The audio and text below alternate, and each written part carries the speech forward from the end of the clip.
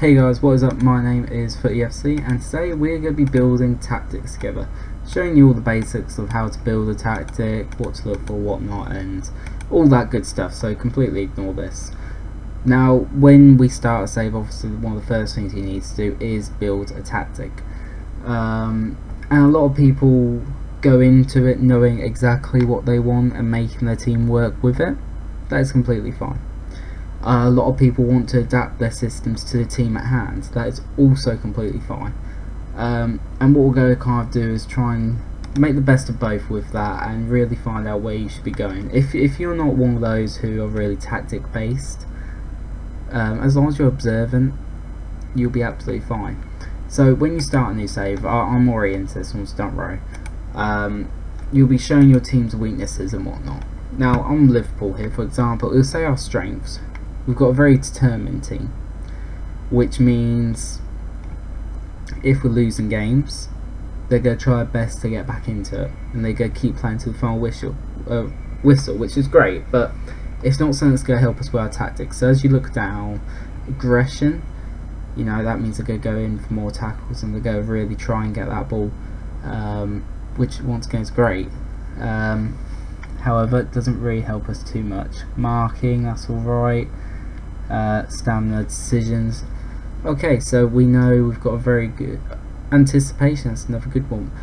But what I'm looking at here is we've got a team with a great work rate, as Liverpool tend to do in real life. Decisions, they make great decisions, which mean they're very good on the ball. Passing, brilliant. Dribbling, which means we can dribble past players. Crossing, vision, positioning, first touch. Right, so there's lots of stuff we're good at. You're kind of getting what I'm all about. Now, however, we're not very good at heading, so we're not going to be playing some wing play, cross the ball into the box. Finishing, another issue area, but there's not much you can really do about that, obviously, because you do need to score goals. So the next thing that you're going to want to do, after you've looked at all that and you've kind of jotted down the information you feel you need to know, you're going to want to have a look at your team. So all positions, the star ratings, I've done a video on that, go check that out. But yeah, we're going to follow them for example here. So we're going to get rid of anyone that I don't think is going to really be fighting for that position. And so on, but you want to do this in every single position. If you want to look more in depth to the players, definitely go for it. Right, so immediately it looks like we've got no one that will play very well left and right midfielders, although you can train them there for the first season. It's probably best just to slowly introduce that into cup games, because how I mean is, if you put someone that's simply not used to the position, they're not gonna know how to play it particularly well, and that's also explained in another video, so just go check those out. Right, so already it's looking like we have 3 quality players up top. Okay, some good attacking midfielders, great wingers, and great fullbacks. Now I don't particularly like using wing backs, because I don't really like 3 in the middle. So I usually go for basic back 4 because it's basic, it's nice, it's normal, it's simple to get along with. I then have the decision if I want to go for what I'm looking at. There's a 4-2-3-1 we could play. There's a 4-2-2. There's a 4-3-3. And this is where you kind of get to decide a little bit, as says within working with the team. For example, I have a preference. I prefer 4-3-3. So that would immediately take these 2 out of it. Now, with my basic knowledge, I know Mane is better suited to this side. I know Salah's better suited to this side, so I'll take Mane's off. Now up top, however, this is where I then get to make another decision. Now if I'm playing teams with high line, maybe Salah would be the better option up top, just to run in behind them. But for general rule of thumb, the way I like to play, and because this team's so good at passing, I'd like a false 9. So Firmino or Dybala could play that. So I'll take Dybala off there. And already it's kind of showing the sort of team you want to be using. So like I said, we're going to go with a 4-3-3. Let me just put these guys in the team, whatnot. Don't worry about all the beautiful injuries that FM presents itself with. This is where you then go and work out things, starting from the top. Now, I recommend you go into this before even touching any roles. Now, like I said, our team was naturally good at passing, so if you can pass from defence, brilliant, pass from defence, but look at your defenders first. I don't know why everyone is everywhere for, I really don't. But Virgil van Dijk, okay, and you can probably get a better estimate by doing it this way. His vision is good. Okay, I usually say dark green's excellent, good, okay, poor, and just very bad. But he's a good passer of the ball. Gomez is only okay, which is not ideal, just being okay, but a lot of that's down to his vision, so where I've looked more closely in depth, I can accept that. What I would probably do though, I'd probably put him as a centre defender, central defender, because whereas Van Dijk, he can ping those balls, Gomez simply couldn't.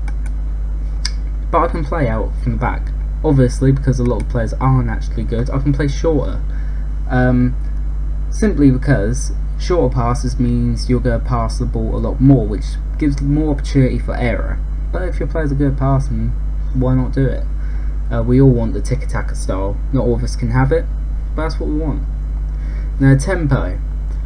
If you're going for a slow tempo, that will give teams the opportunity to rebuild their defence if you want to hit them on the counter and whatnot. Give their teams, give opponent teams opportunity to, get their shape back, get ready for your attack, anything like that. So the quicker you can play the ball, the better.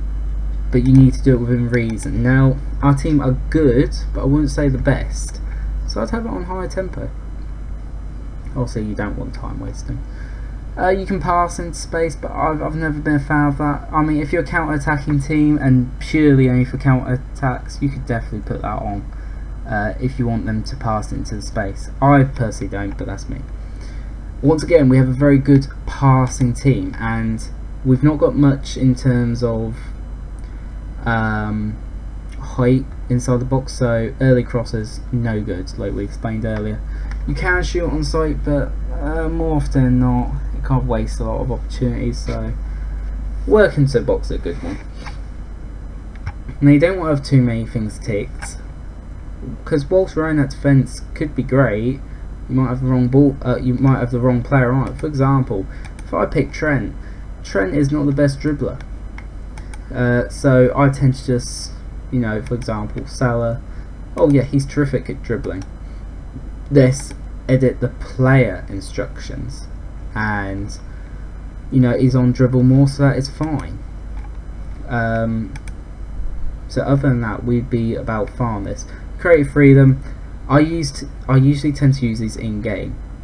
So if we're losing the ball a lot, I'd go more disciplined. If we're doing well with the ball but can't break through the defence, I'd put on more expressive. So I don't tend to change those out the bat. Here. Now, if you've got a pacey team, which Liverpool do, let's be honest. I mean, Dybala, yeah, 16 and 14 respectively in terms of speed. We can hit teams on the counter, and whilst it's not our full focus, we can definitely do that. So that's what we want to do. Oh wait, counter, sorry. And like we saw, we can press the ball because we have a lot of stamina, so we can have counter press on, which is brilliant. Once again, this is optional, down to you. If you want if you want to solely base a lot of your attacks on counter, I'll definitely distribute the ball quickly. A slow pace is more for teams that I've only ever used it if I'm trying to waste time, so I never recommend it unless you're wasting time. I'm sure someone that uses it more often could tell you different, but I never knew that. You learn something new every day. Once again, I like if all my defenders are good passers, which Liverpool's are, I'd like to build from the back and take shorter kicks. We then go to this. Now, how high you have your defensive line depends on the pace of your defenders. If we look at Liverpool's, okay, Robertson, he's quick. Trent, he's good, he's quick. We then look at Gomez, he's quick. And then finally, Van Dijk is quick. Liverpool have a very pacey backline, so immediately you want to try and put this high or high, much higher. Now I like to start off high, see how the game goes, and obviously if they've got a pacey front man, you know, high, maybe put one of these on cover or drop it slightly, but I tend to think high is enough. And then obviously I like to try and match it either end, so if I'm high, extra high and whatnot. Now if your defender's on just defend, not cover, just defend or stoppers, I like to use the offside trap. And since we're pressing, we want to press extra. You know, we want to get that ball. As soon as we've lost it, we want that ball back. I don't get on with tight marking. It tends to put you out of position, but that's me. So does pressing, but pressing is, you know, try to get the ball back. So tackling, once again I don't tend to touch it because get stuck in, you're going to get yellows and reds galore, and if you stay on your feet, you're not going to even make a tackle. So, and then with defensive width, the same with attacking width. Base it off your opponents. And all these things can be based off your opponents, but we just want a bog standard thing to go in with. Now, with the way your team play, if you've got inside forwards, chances are you would like your fullbacks to be wingbacks, because if you read the description of a wingback, let's see, usually playing out wide with no wing support. What that means is these guys are going to cut in that, which will open these guys up to be your wide men, which, you know, is brilliant. We've already saw that back line. I always like to have a sweeper keeper. I've seen, obviously there's the odd mistake that comes from it, but they are very useful. I mean, you can use a lot of these depending. There are more defensive ones and more attacking ones. To have a nice balance to the team, I like to pick a more defensive one. So I've got defensive midfielder, ball winning midfielder, anchorman, halfback. And out of these, I mean, the halfback makes it into back three, but doesn't really offer any extra coverage. The anchorman is usually my go-to, but of course there's other options, so it depends on your preference here. We then go into the midfield. I go for the same partnership all the time. I put them on support. I go for a box-to-box and a deep line playmaker, and it always just seems to work. So that's usually the way I do it. But you can. This is the beauty of it. Just you can use your roles the way you want to use them. And of course, like I said, I want to try and keep possession, make these two our main goal scorers, so have their false nines, more or less what I wanted to do. But you can put it however you want, and that's the beauty of making your own tactics. As long as everything clicks, like for example, I'm wanting us to play short, quick football. Because of how close everyone is together, we can do that. And we can play it very well because we've got a team capable of playing it. But of course, that can be anything you want to be. Your mentality, if you're a better team, I tend to like a positive. If not, I mean, there's balance, but I'm not ever a fan of that. But I prefer positive or cautious depending on what the game type is. If you're a weaker team, you could definitely go for cautious, but it has to fit in with your tactics. If you're playing positive football, you want positive mentality. If you're playing more negatively or counter-attack, perhaps more cautious, defensive and so on. But this is more or less how to build a tactic. It's just observing what your team's capable of. We all want to play like, say, Pep with the tick-tacker, but not every team's capable, which is absolutely fine. You just then have to adapt to it. For example, Burnley's not going to be playing tick-tacker. And, well, let's be honest, City aren't really going to be doing much Route 1 football under Sam Allardyce. But where City is capable of doing that,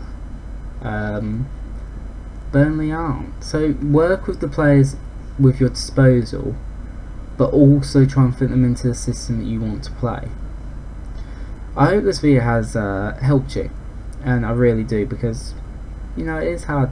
It's really hard to make a tactic. A lot of times they don't work, and it could be really discouraging to your whole save.